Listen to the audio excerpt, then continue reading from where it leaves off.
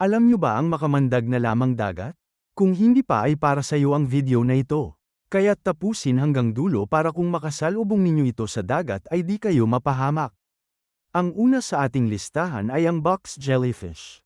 May scientific name ito na Cubazoa.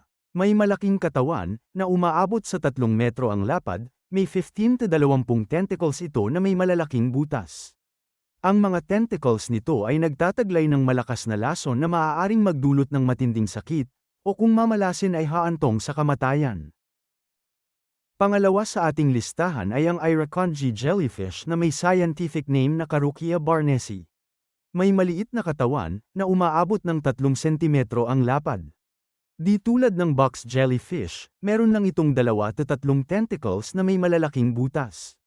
Pero kahit maliit ito ay malakas pa rin ang lason na tinataglay nito na nagdudulot ng butlig sa katawan ng tao at pinaka-worst case scenario ay pwede mong ikamatay kapag nadapuan ka sa mga maseselang parte ng itong kayawan. Pangatlo naman ang Portuguese man of war na may scientific name na Physalia physalia. Ang katawan naman nito ay umaabot ng 10 metro ang lapad at mayroon din itong makamandag na tentacles. Ang kaibahan naman nito ay marami itong tentacles na nagsisilbing defense mechanism laban sa mga predator nito. Pang-apat naman ang blue bottle jellyfish na may scientific name naman na Physalia utriculus. Maliit naman ang katawan nito na umaabot lang ng 10 sentimetro ang lapad. Pero huwag ismulin ito, ika nga sa kasabihang small but terrible.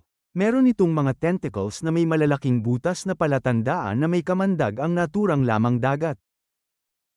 Panglima naman ang lion's mane jellyfish na may scientific name na Cyanea capulata.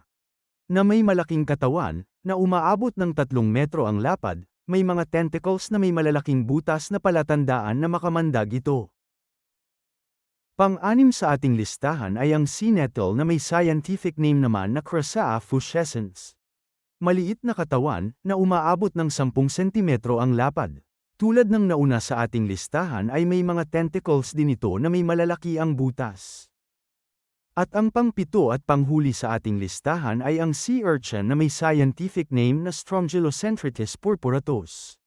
May maliit na katawan, umaabot ng 10 sentimetro ang lapad na meron naman itong mga tinik na nagtataglay ng lason. Kung mayroon kang naranasan ang mga sintomas ng pagkakalason, agad na humingi ng tulong medikal.